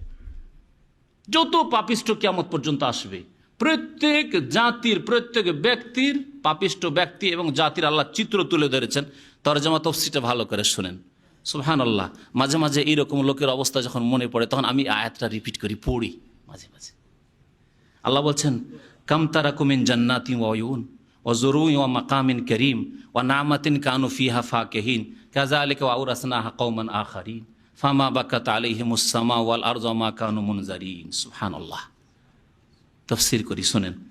আল্লাহ বলছেন, কাম তারাকু মিন জান্নাতিন ওয়া উয়ুন, যখন ফেরাউন আর ফেরাউনের হাজার হাজার সেনাবাহিনী, বড় বড় প্রাসাদ, অট্টালিকা, আর কত ভোগ বিলাসের সামগ্রী, আর কত ধন দৌলত এসব ছেড়ে দিয়ে, বাগান এসব ছেড়ে দিয়ে সে যখন ডুবে ধ্বংস হয়ে গেল, আল্লাহ বলছেন কাম তারাকু মিন জান্নাতি ওয়া উয়ুন, কত শত বাগান আর ঝর্ণা যে তারা ছেড়ে এসেছিল, ও জোরইন, আর কত শস্য ক্ষেত যে ছেড়ে এসেছিল, ও মাকামিন করিম, আর কত অভিজাত স্থান যে ছেড়ে এসেছিল। মাকামিন করিম অভিজাত স্থান, বুঝছেন তো অভিজাত স্থান।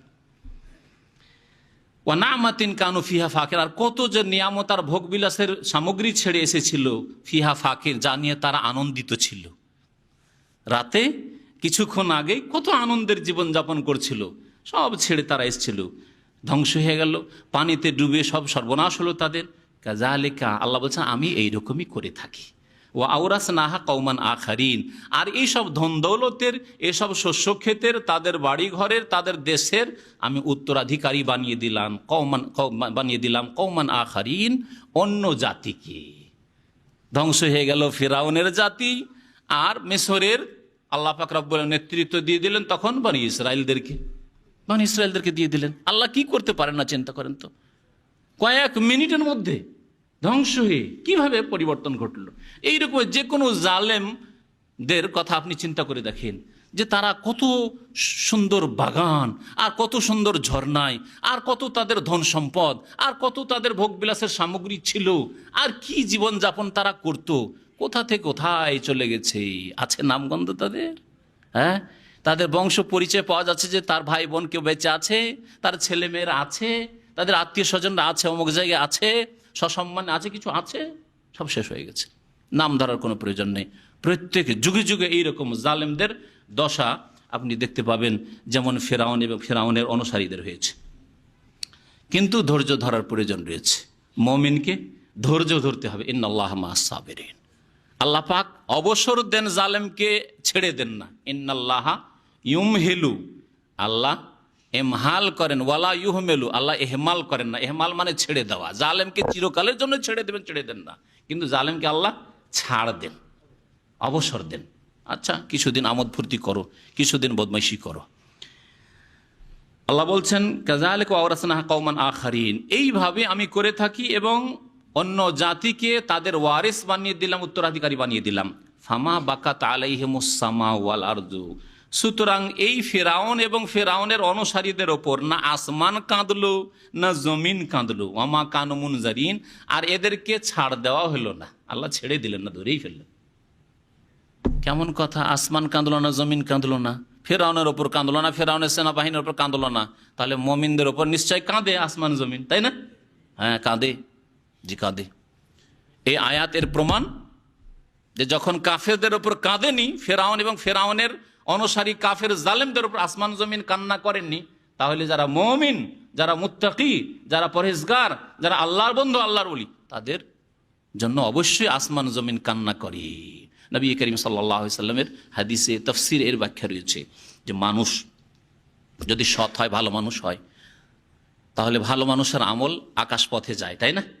ইলাইহি ইয়াসআদুল কালিমুত তাইয়্যিব ওয়াল আমালুস সালিহ, আল্লাহ বলছেন যে আল্লাহ পাকের কাছে ইয়াসআদু চড়ানো হয় আল কালিমুত তাইয়্যিব, ভালো কথাগুলি, ওয়াল আমালুস সালিহ, নেক আমলগুলি। তাহলে নেক আমলগুলি, নেক বান্দাদের আসমানে নিয়ে যাওয়া হয়। আসমানে যেই দ্বার দিয়ে নিয়ে যাওয়া হয়, যেই গেট দিয়ে নিয়ে যাওয়া হয়, সেই দ্বারে দেখে যে অমুক অমুক বান্দা, নেক বান্দারা ছিল, তাদের আমলগুলি আসতো আমাদের রাস্তা দিয়ে, আর আসে না কেন? জানতে পারে যে তারা মারা গেছে, তাদের আমল বন্ধ হয়ে যায়। মাতা ইবনু আদম ইনকাতা আমালু, আদম সন্তান মারা গেলে তাদের আমল বন্ধ হয়ে যায়। তখন আসমান কান্না করে, তখন আসমান কান্না করে। যেই জায়গায় নামাজ পড়তো জমিন ওয়াল আরদ, জমিনও কান্না করে।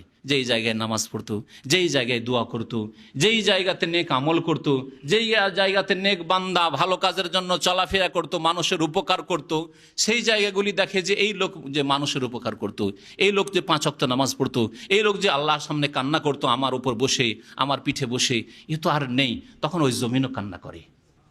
জি, ফামা বাকাত আলাইহিমুস সামা ওয়াল আরদু মা কানু মুনজারিন। ওয়ালাকাদ নাজ্জাইনা বানি ইসরাঈল মিনাল আযাবিল মুহিন, আল্লাহ পাক বলছেন যে ফিরআউনকে ধ্বংস করে দিয়ে, ফিরআউন সেনাবাহিনীকে ধ্বংস করে আমি নিঃসন্দেহে পরিত্রাণ দিলাম, নাজাত দিলাম বনি ইসরাইলদেরকে মিনাল আযাবিল মুহিন, লাঞ্ছনাকর অপমানজনক আযাব থেকে, শাস্তি থেকে। সেই আযাব ছিল কার পক্ষ থেকে? মিন ফিরআউনা, ফিরআউনের পক্ষ থেকেই। ইন্নাহু কানা আলিয়াম মিনাল মুসরিফিন, সেই ব্যক্তি সীমা লঙ্ঘনকারীদের শীর্ষস্থানে ছিল।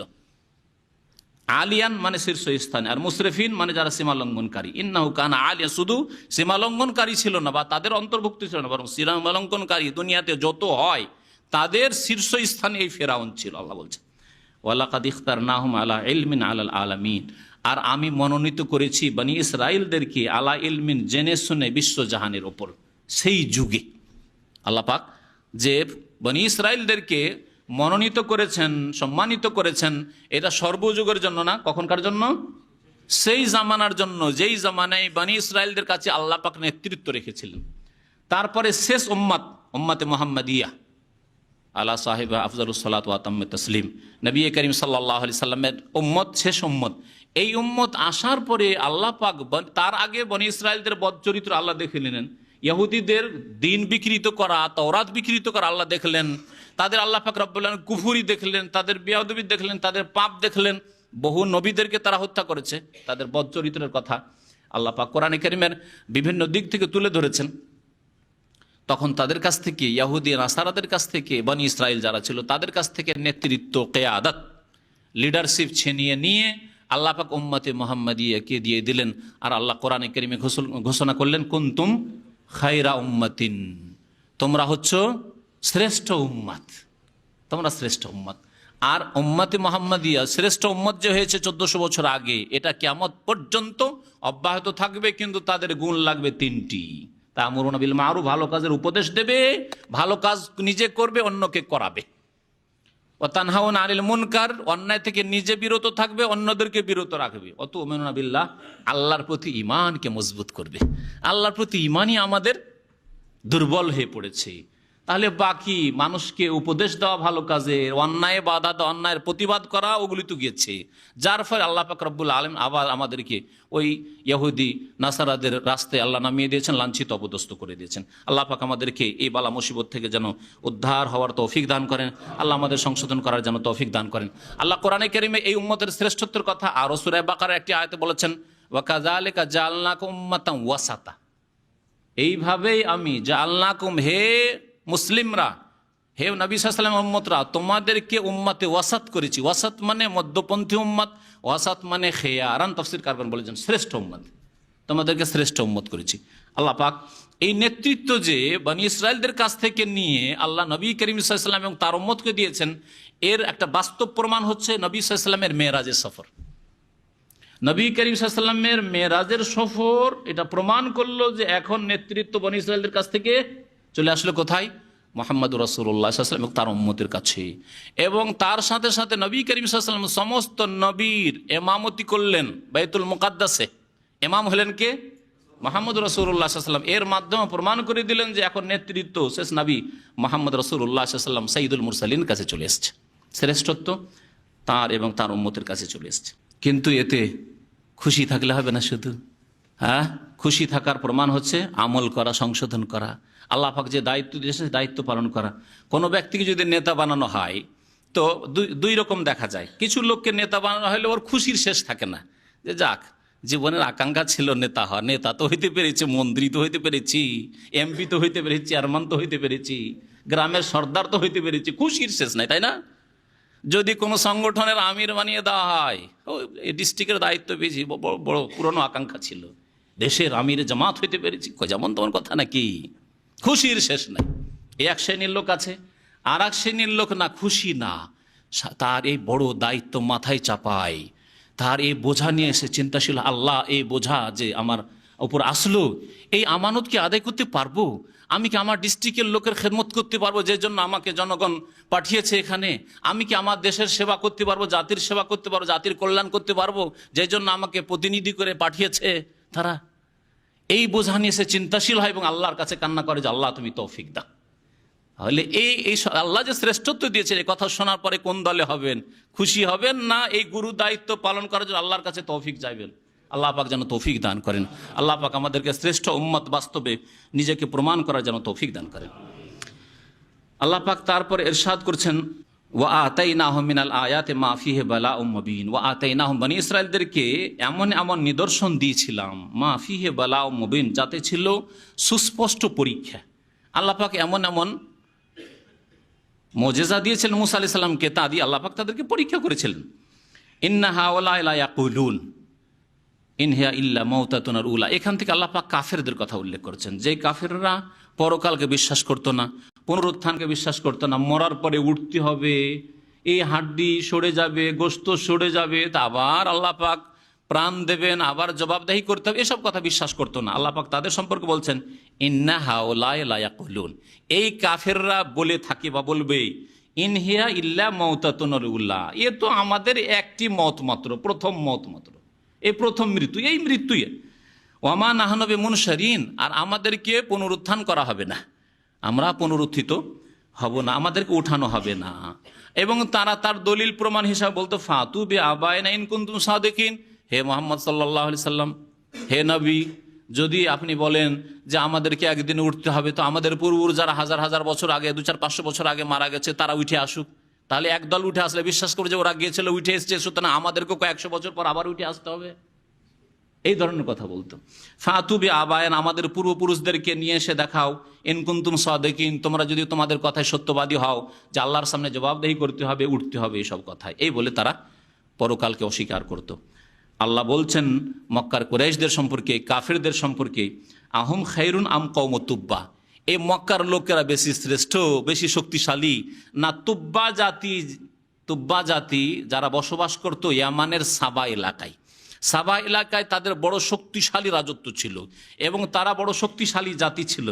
তাদের সম্পর্কে আল্লাহ বলছেন যে তাদেরকে আমি ধ্বংস করেছি, আর তোমরা কি তাদের চাইতে শ্রেষ্ঠ, না তাদের চাইতে শক্তিশালী, না তাদের চাইতে মান সম্মানের অধিকারী? সুতরাং তোমরা এইরকম কুফরি করলে, পাপ করলে, নবীর বিরুদ্ধাচরণ করলে তোমাদেরকে ধ্বংস করব না, তোমাদেরও পরিণাম ওই রকমই হবে যেমন তুব্বা জাতির হয়েছে। আহম খাইরুন, এরা কি শ্রেষ্ঠ এই মক্কার কাফের, আম কওম তুব্বা, নাকি তুব্বা জাতি শ্রেষ্ঠ? ওয়াল্লাযীনা মিন ক্বাবলিহিম, এবং তুব্বা জাতির পূর্বে যেসব জাতি ছিল, নূহের জাতি, নূহ আলাইহিস সালামের জাতি, হ্যাঁ, মূসা আলাইহিস সালামের জাতি, ইব্রাহিম আলাইহিস সালামের জাতি, লূত আলাইহিস সালামের জাতি, এরকম বহু জাতি যাদের পাপের জন্য আদ সম্প্রদায়, সামুদ সম্প্রদায়, সব জাতিকে আল্লাহ ধ্বংস করেছেন। ওয়াল্লাযীনা মিন ক্বাবলিহিম আহলাকনাহুম, তাদেরকে আমি ধ্বংস করেছিলাম, ইন্নাহুম কানু মুজরিমিন, কারণ তারা অপরাধী জাতি ছিল। ওমা খালাকনাস সামাওয়াতি ওয়াল আরদা ওমা বাইনাহুমা লাইবিন, আল্লাহ বলছেন আসমান এবং জমিনগুলিকে আমি, এবং ওমা বাইনাহুমা, যা কিছু তার মাঝে রয়েছে, এগুলিকে আমি খেলতে খেলতে সৃষ্টি করিনি। লাইবিন, আমি খেলাধুলা করছিলাম, একটা কিছু তৈরি করে দিলাম। আমরা খেলাধুলা করতে করতে আমরা অনেক কিছু করি, এটা জড়াই, এটা জড়াই, ওটা জড়াই করতে করতে একটা ফুলমালা করে দিলাম, তাই না, খেলাধুলায়। তা আল্লাহ কি ওই রকমই করেছেন যে এটা সেটা করতে করতে, খেলাধুলা করতে করতে আসমান হয়ে গেল, জমিন হয়ে গেল, এই জন্য করেছেন? না, খেলতে খেলতে এগুলি তৈরি হয়নি, আর খেলাধুলার উদ্দেশ্যে তৈরি হয়নি। বিশেষ উদ্দেশ্যে আসমান জমিন আল্লাহ সৃষ্টি করেছেন, এবং আসমান জমিনের মাঝে আল্লাহ মানুষকে সৃষ্টি করেছেন, জিনকে সৃষ্টি করেছেন, যে এই জমিনে আল্লাহ পাকের ইবাদত বন্দি করবে মানুষ এবং জিন। আল্লাহ বলছেন মা খালাকনাহুমা ইল্লা বিল হক, আসমান জমিনকে আমি সৃষ্টি করিনি, একমাত্র সৃষ্টি করেছি ইল্লা বিল হক, হ্যাঁ, বিশেষ উদ্দেশ্যে বা যথাযথভাবে, বিল হককে, ভালো উদ্দেশ্যে সৃষ্টি করে, সেটা হচ্ছে আল্লাহ পাকের ইবাদতবন্দি করবে, এই জমিন আবাদ করি। ওয়ালাকিন্না আকসারাহুম লা ইয়ালামুন, কিন্তু অধিকাংশ লোকেরা তা জানে না বা বুঝার চেষ্টা করেন। আল্লাহ পাক রব্বুনা বলছেন ইন্না ইয়াউমাল ফাসলি মিকাতুহুম আজমাইন, নিশ্চয়ই বিচার দিবস, ইয়াউমাল ফাসল, যেদিন ফয়সালা হবে, বিচার দিবস, মিকাতুহুম আজমাইন, তাদের সকলের নির্ধারিত সময়, কিয়ামতের দিনে সকলকে সময় দেওয়া হয়েছে, সেই দিন সবাইকে হাজির হইতে হবে। দুনিয়াতে হয়তো কেউ ধরা খেলো না, দুনিয়াতে আল্লাহ পাক পাকড়াও করলেন না, শাস্তি দিলেন না, কিন্তু কিয়ামতের দিন সকলের জন্য নির্ধারিত সময়। ইয়াউমা লা ইউগনি মাওলান আম মাওলান শাইআন ওয়ালা হুম ইনসারুন, যেদিন কোনো বন্ধু কোনো বন্ধুর কাজে কোনো ক্ষেত্রে, সামান্য ক্ষেত্রেও আসবে না, ওয়ালা হুম ইনসারুন, এবং তাদের সাহায্য করা হবে না, ইল্লা মান রাহিমাল্লাহ, তবে আল্লাহ পাক যার উপর দয়া করবেন, ইন্নাহু হুয়াল আজিজুর রাহিম, তিনি সর্বজয়ী এবং তিনি দয়াবান। আল্লাহ পাক যদি দয়া করেন তাহলেই সাহায্য হবে, মানে শাফাত হবে। আল্লাহ যদি দয়া করেন তাহলেই সেখানে আপনজন কাজে আসবে, নবী করিম সাল্লাল্লাহু আলাইহি সাল্লাম কাজে আসবেন, আল্লাহর নেক বান্দারা কাজে আসবে। আর আল্লাহ যদি দয়া না করেন কাজে আসবে, আল্লাহ দয়া করবেন কার উপর? মুমিনের উপর, মুআহিদ, যে তৌহিদে বিশ্বাসী, তার উপর, মুশরিকের উপর আল্লাহ দয়া করবেন না। আল্লাহ কাফের উপর দয়া করবেন না, আল্লাহ বেনামাজির উপর দয়া করবেন না। আল্লাহ পাক তারপরে জাহান্নামের কিছু কথা উল্লেখ করেছে। ইন্না শাজারাতা জাক্কুম, নিশ্চয়ই জাক্কুম নামক গাছ, জাক্কুম কাঁটাযুক্ত গাছ, এটা হবে জাহান্নামীদের খাবার। তো আমুল আসিম, গুনাহগার পাপিষ্টদের খাবার। আসিম ইসম মানে গুনাহ, আর আসিম মানে পাপিষ্ট, গুনাহ আর গুনাহগার, গুনাহগারের খাবার। কাল মুহলি, যেটা হবে গলিত তামার মতো। কাল মহল মানে তামা গলিয়ে যে অবস্থা হয়, ফুটন্ত তামা, ওই রকম হবে এই খাবার। এক তো কাঁটাযুক্ত, তারপরে ফুটন্ত একবারে গলিত তামার মতো। কালমহলের একটি তাফসির এটি। কেউ কেউ তাফসির করেছেন কালমহলে মানে হচ্ছে তেলকে ফুটিয়ে ফুটিয়ে ফুটিয়ে যে তেলের নিচখানে গর্দা ময়লা সহ, ময়লা আবর্জনা সহ যে তেলটা কালো হয়ে থাকে, ওই রকম কালমহলে, এরকম তাফসির করেছেন। আর একটি তাফসির করা হয়েছে যে যেটা গলিত তামার মতো থাকবে সেটা গলিত তামা না, সেটা হবে আস-সাদিদ আল-মুনতিন, পুঁজ, জাহান্নামীদের রক্ত পুঁজ। জাহান্নামীরা জ্বলে জ্বলে যেসব রক্ত পুঁজ হবে, এটা হবে জাহান্নামীদের খাবার। ওই জাক্কুম কাঁটার সাথে, কাঁটা আর কাঁটার সাথে পুঁজ আছে। সুবহানাল্লাহ। আল্লাহ যেন আমাদের হেফাজত করেন, আল্লাহ আমাদেরকে জাহান্নাম থেকে রক্ষা করেন। ইয়াগলি ফিল বুতুন, যা পেটে ফুটতে থাকবে, জাহান্নামীদের পেটে টকবক করে ফুটতে থাকবে, এত গরম। কাগালিল হামিম, ফুটন্ত পানির মতো। আল্লাহ পাকের হুকুম হবে খুজু হো, এদেরকে ধরো, ধরো এই জাহান্নামীদেরকে। ফাতেলু ইলা সাওয়াইল জাহিম, এবং এদেরকে টেনে নিয়ে আসো। ফাতেলু মানে টেনে নিয়ে আসো, টেনে হেঁচড়ে নিয়ে আসো। ইলা সাওয়াইল জাহিম, জাহান্নামের মাঝখানে। জাহিম জাহান্নাম, আর সাওয়া মানে মাঝখানে, জাহান্নামের মাঝখানে টেনে নিয়ে আসো। কিনারাই থাকবে, জাহান্নামের কাছে থাকবে না, জাহান্নামের মাঝখানে এদেরকে টেনে আসো, ভালো করে শাস্তি দাও এদেরকে।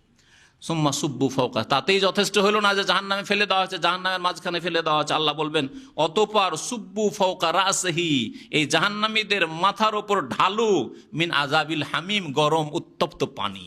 আল্লাহু আকবার।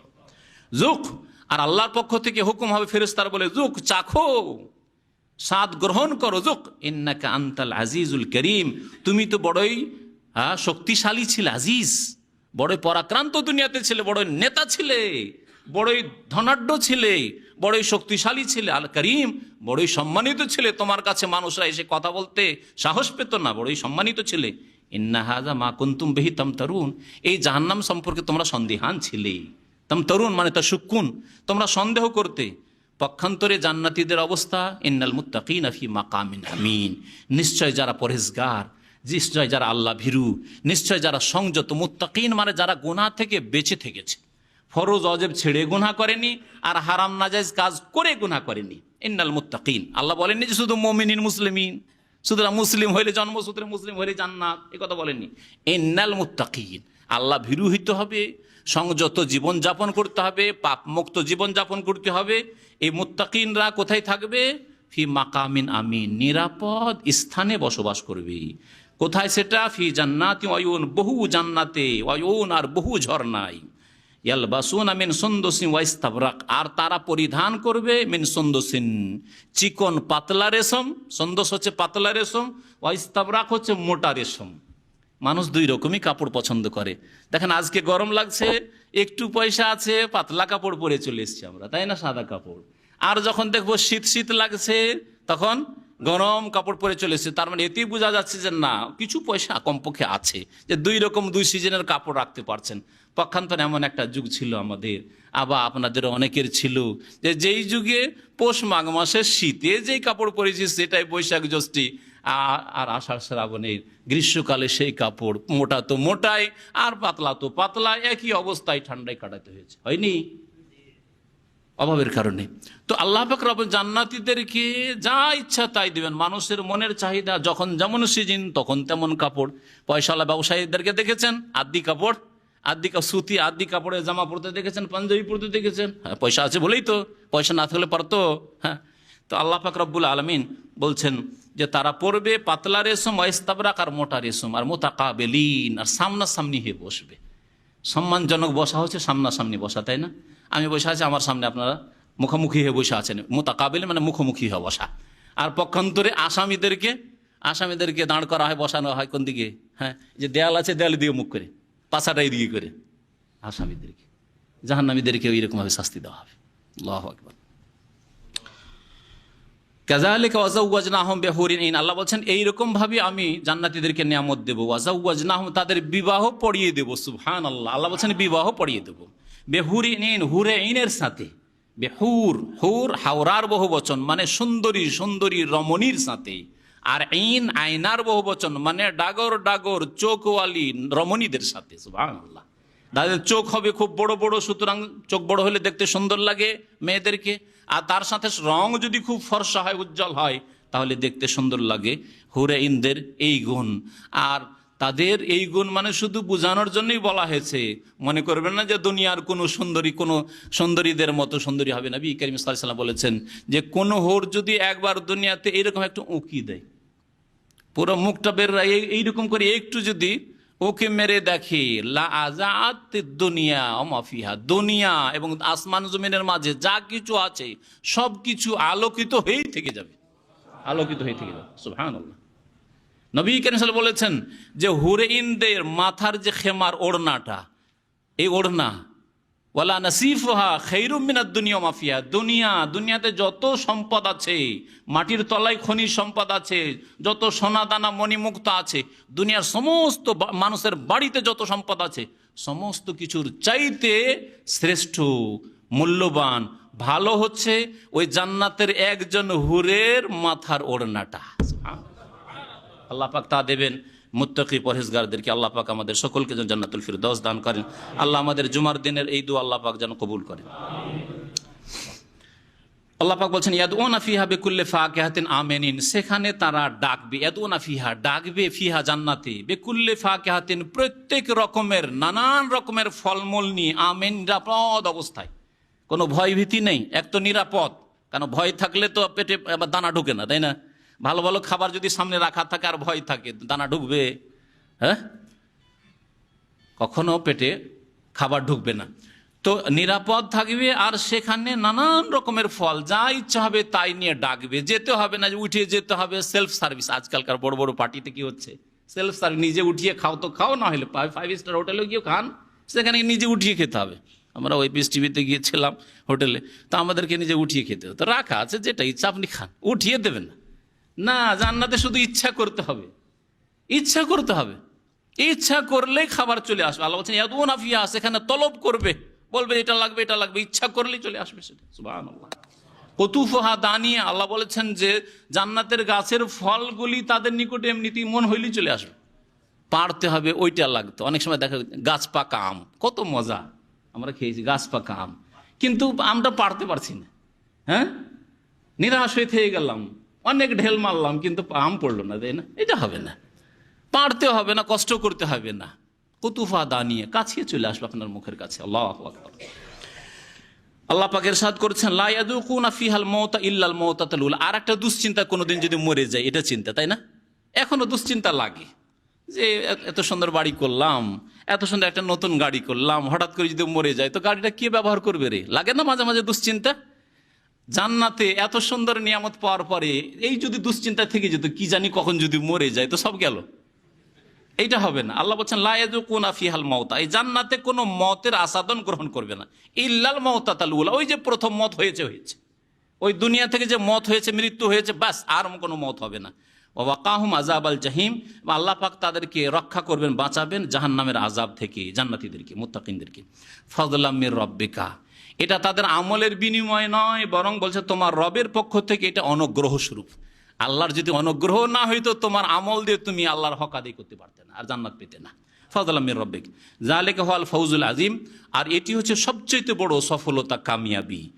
আল্লাহ পাক তারপরে কোরআন কারীমের কথা দিয়ে এই সূরা শেষ করেছেন, ফাইন্নামা ইয়াসসারনাহু বিলিসানিক, হে নবী, এই কোরআনকে আমি সহজ করেছি তোমার ভাষায়, তোমার মাতৃভাষায়, আরবি ভাষায়। আর আরবদের মাঝে এই কোরআন নাযিল হয়েছে যাতে করে সরাসরি তারা সহজে বুঝতে পারে। এই আরবি ভাষা নিয়ে, কোরআন নিয়ে নবী করিম সাল্লাল্লাহু আলাইহি ওয়াসাল্লাম যদি ভারতে নেমে যেতেন তাহলে মুশকিল হয়ে যেত, অথবা ভারতের ভাষা সংস্কৃত ভাষা নিয়ে এসে যদি আরবে নবী সাল্লাল্লাহু আলাইহি ওয়াসাল্লাম যদি কোরআন নিয়ে নামতেন তাও মুশকিল হয়ে যেত, ঈমান কেউ নিয়ে আসতে চাইতো না, তাই না? বুঝতে বড় কষ্ট হতো। আল্লাহ বলছে ফাইন্নামা ইয়াসসারনাহু বিলিসানিক, হে নবী, এই কোরআন কারীমকে আমি সহজ করে দিয়েছি তোমার ভাষায়, লাআল্লাহুম ইয়াতাযাক্কারুন, যাতে করে তারা উপদেশ নিতে পারি। ফারতাকিব, সুতরাং তুমি অপেক্ষা করো, ইন্নাহুম মুরতাকিবুন, তারাও অপেক্ষা করুক। তুমি অপেক্ষা করো তাদের কুপরিণামের, যে দ্বারা মানবে না তাদের কি পরিণাম হচ্ছে দেখো, বদর ওহদের মাধ্যমে আর খন্দকের মাধ্যমে আর মক্কা বিজয়ের মাধ্যমে আর বিদায় হজের মাধ্যমে যে কাফেররা বিতাড়িত হবে, নিশ্চিহ্ন হয়ে যাবে মক্কা থেকে, মক্কার আশপাশ থেকে, আরব জগৎ থেকে। এই দেখো তুমি, এর ইন্তজারে অপেক্ষায় তুমি থাকো। আর তারাও অপেক্ষা করছে না মোহাম্মদকে শেষ করব আর মোহাম্মদের সাথীদেরকে শেষ করব সাল্লাল্লাহু আলাইহি ওয়াসাল্লাম, তারাও অপেক্ষায় থাকো। আল্লাহ বলছেন ফারতাকিব, হে নবী তুমি অপেক্ষা করো তাদের পরিণাম দেখার জন্য। ইন্নাহুম মুরতাকিবুন, তারাও অপেক্ষায় রয়েছে। আল্লাহ পাক রব্বুল আলামিন যেন কোরআন বুঝার তৌফিক দান করেন, কোরআনের প্রতি আমল করার তৌফিক দান করেন। কোরআন দিয়ে আমাদেরকে আল্লাহ পাক দুনিয়াতে সম্মানিত করেন, আখিরাতে আল্লাহ সম্মানিত করেন। আল্লাহ আমাদেরকে সকলকে জান্নাতুল ফিরদৌস যেন দান করেন। সুবহান রাব্বিকা রাব্বিল ইজ্জাতি আম্মা ইয়াসিফুন ওয়া সালামুন আলাল মুরসালিন ওয়ালহামদুলিল্লাহি রাব্বিল আলামিন।